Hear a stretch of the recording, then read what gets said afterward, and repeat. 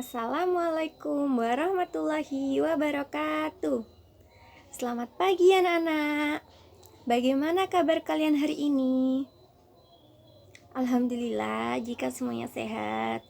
Apakah pagi hari ini ada yang tidak masuk? Masuk semua? Alhamdulillah. Baik anak-anak, sebelum memulai pembelajaran kita pada pagi hari ini, ada baiknya jika kita berdoa terlebih dahulu. Berdoa menurut agama dan juga keyakinan kita masing-masing. Berdoa mulai. Berdoa selesai. Baik anak-anak, apakah dari kalian ada yang tahu kira-kira hari ini kita akan belajar tentang apa ya? Belum tahu ya? Baik, ibu guru akan kasih tahu ya. Jadi hari ini kita akan belajar tentang organ gerak pada manusia dan juga hewan. Sebelum itu, ibu guru akan memberitahu tujuan pembelajaran kita pada pagi hari ini ya. Tujuan pembelajaran kita yang pertama yaitu dengan mengamati gambar organ gerak hewan dan juga manusia, siswa mampu menyebutkan organ gerak hewan dan manusia dengan teliti. Yang kedua, dengan bekerja sama dalam kelompok, siswa mampu menyebutkan fungsi organ gerak hewan dan manusia dengan santun.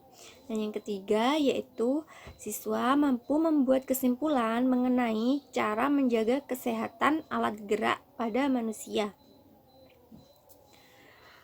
Nah, sebelum itu apakah ada yang tahu kira-kira apa sih organ gerak itu? Belum tahu ya? Baik, di sini ibu guru akan sedikit menjelaskan ya tentang organ gerak pada hewan dan juga manusia.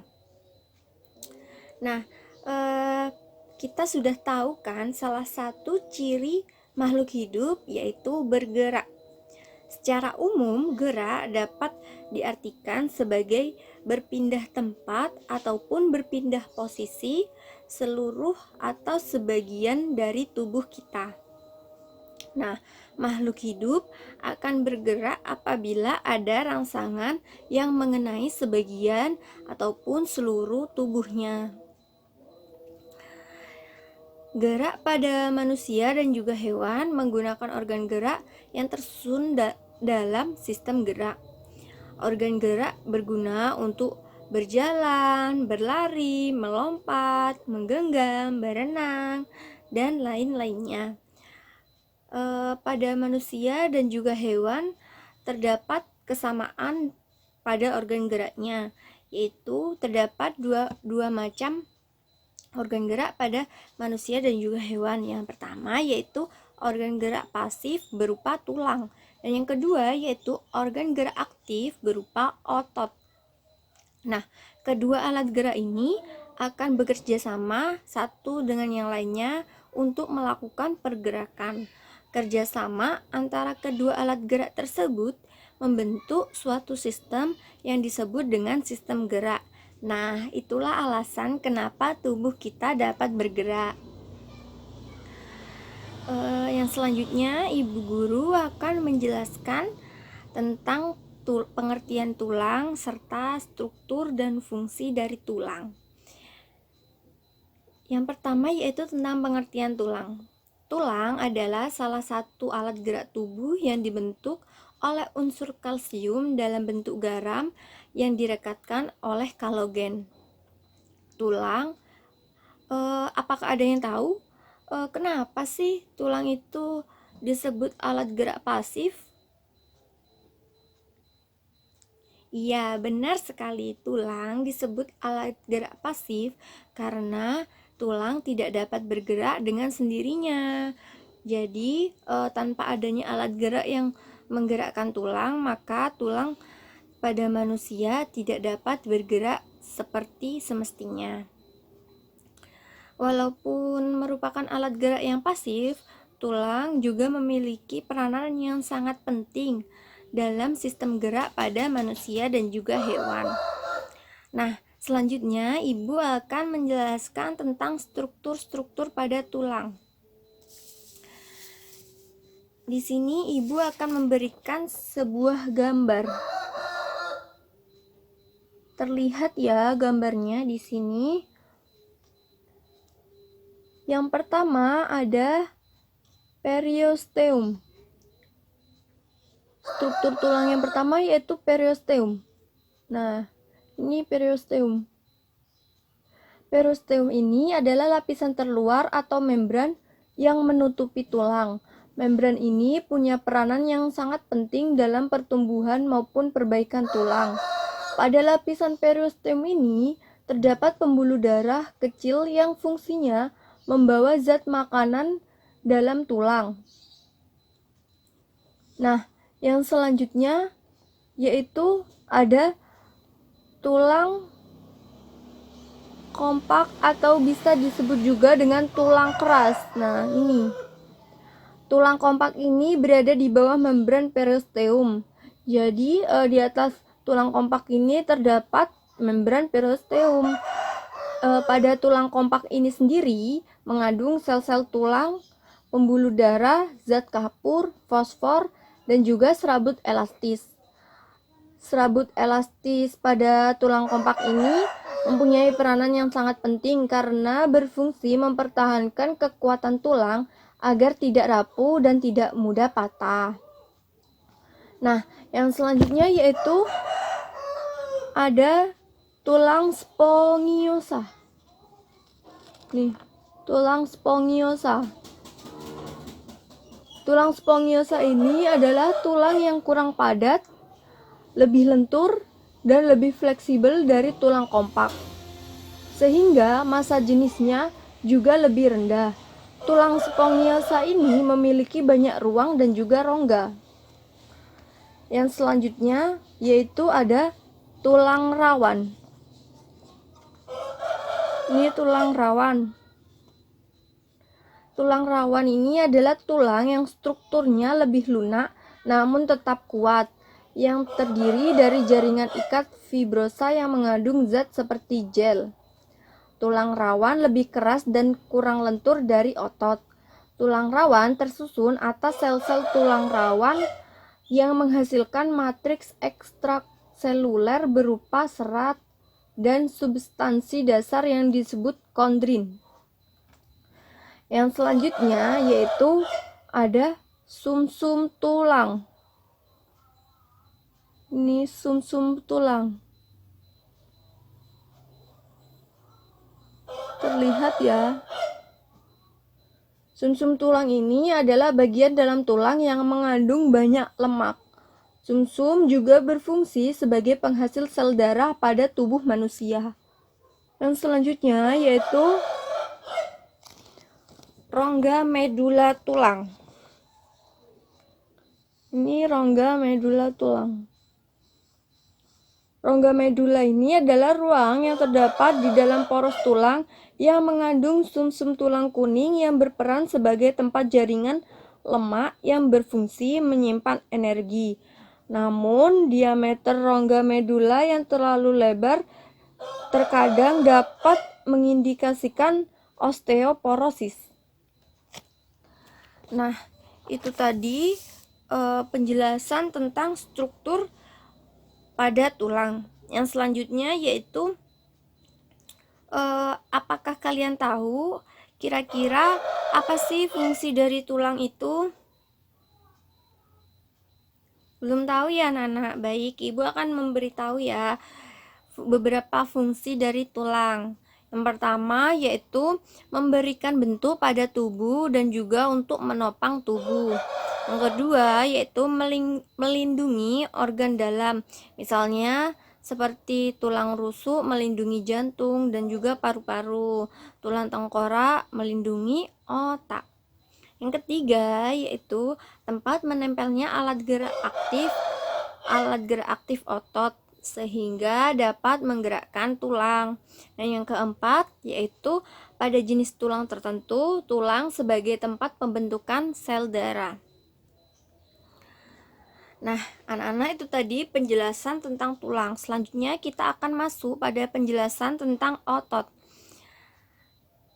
Yang pertama yaitu pengertian tentang otot. Otot adalah alat gerak aktif yang menempel pada tulang.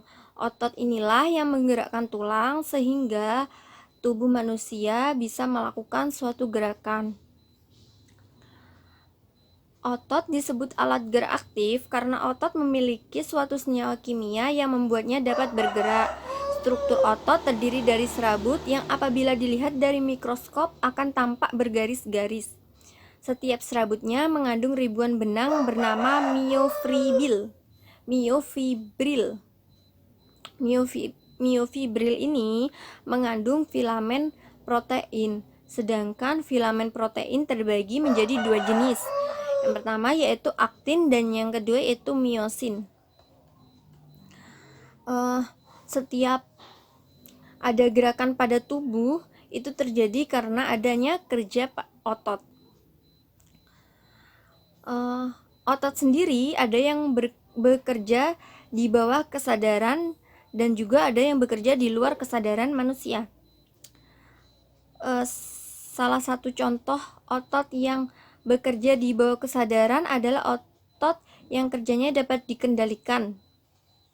Prinsip kerja otot ini adalah dapat dikendalikan, yaitu kita dapat mengendalikan otot ini untuk bergerak ataupun tidak.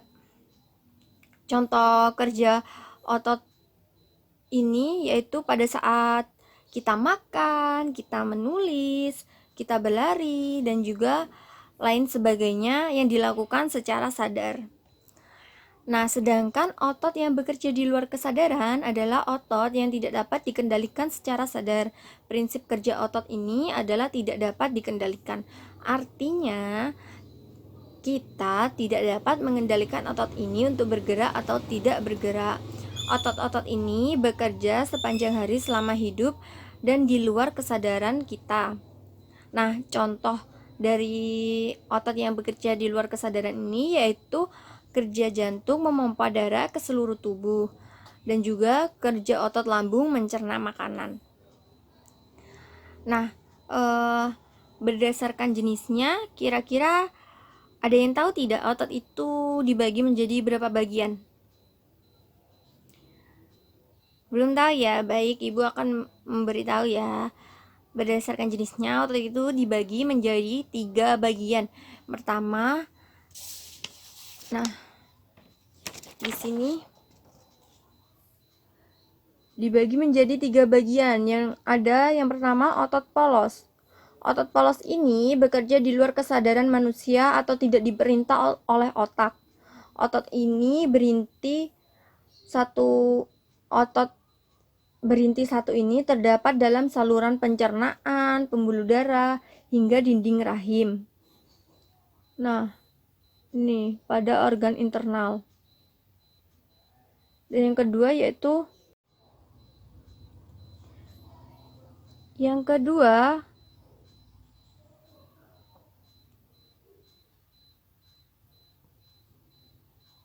yaitu ada otot lurik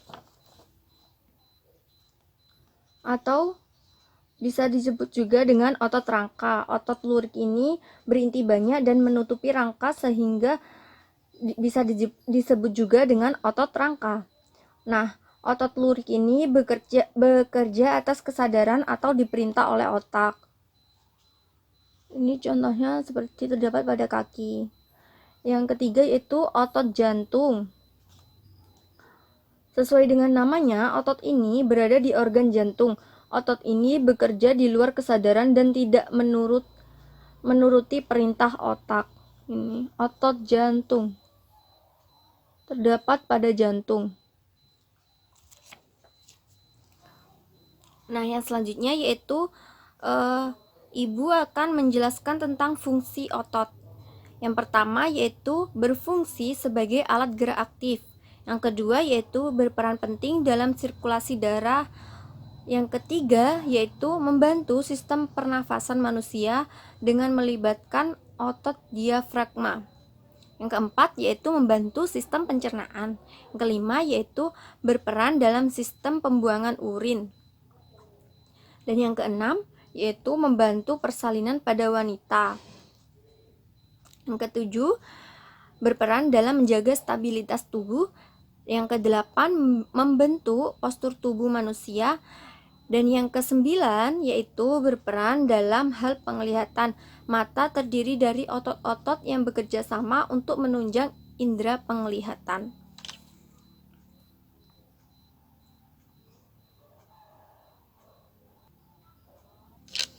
Nah, itu tadi penjelasan tentang alat gerak manusia dan juga hewan berupa tulang dan juga otot. Selanjutnya, Ibu akan memberikan sedikit penjelasan tentang bagaimana sih cara menjaga alat gerak manusia dan juga hewan. Beberapa cara yang dapat dilakukan untuk menjaga kesehatan alat gerak. Yang pertama yaitu meningkatkan kandungan kalsium dalam asupan makanan. Jadi makanan yang banyak mengandung kalsium antara lain susu, kedelai, ikan salmon, dan juga kacang almond. Jadi kita dapat mengkonsumsi makanan-makanan tersebut. Yang kedua yaitu berjemur pada sinar matahari pagi. Nah, kita tahu kan sinar matahari pagi itu sangat baik untuk kesehatan tulang. Yang selanjutnya yaitu memperhatikan aktivitas fisik yang cukup untuk setiap harinya. Melakukan aktivitas fisik yang cukup setiap hari sebagai upaya untuk menjaga kesehatan sistem gerak pada manusia. Aktivitas fisik tersebut bisa berupa jalan kaki, jogging, naik turun tangga, dan juga lain-lainnya. Baik anak-anak, Ibu rasa cukup untuk pembelajaran kita hari ini. Ibu akan sedikit memberikan kesimpulan tentang pembelajaran kita hari ini. Kesimpulannya itu gerak pada manusia dan juga hewan itu memiliki kesamaan, yaitu terdapat dua macam gerak pada manusia dan juga hewan, yaitu alat gerak aktif dan juga alat gerak pasif. Alat gerak aktif berupa otot dan alat gerak pasif berupa tulang. Kita harus senantiasa menjaga kesehatan organ gerak dengan cara memperhatikan asupan makanan dan juga dengan cara pola hidup yang sehat. Baik anak-anak, Ibu rasa cukup sekian pembelajaran kita pada pagi hari ini. Yang selanjutnya Ibu akan memberikan tugas kepada kalian berupa tugas individu ya. Nah, tugas itu nantinya kalian akan diminta untuk memberikan kesimpulan tentang bagaimana cara menjaga kesehatan alat gerak pada manusia dan juga hewan. Tugasnya akan dikumpulkan pada minggu depan ya. Untuk lebih lengkapnya, Ibu akan mengirimkan kepada kalian format tugasnya melalui grup WhatsApp. Mungkin cukup sekian pembelajaran kita pada pagi hari ini. Kurang lebihnya Ibu mohon maaf. Sebelum menutup pembelajaran, marilah kita berdoa terlebih dahulu. Berdoa menurut agama dan keyakinan masing-masing. Berdoa mulai. Berdoa selesai. Wassalamualaikum warahmatullahi wabarakatuh.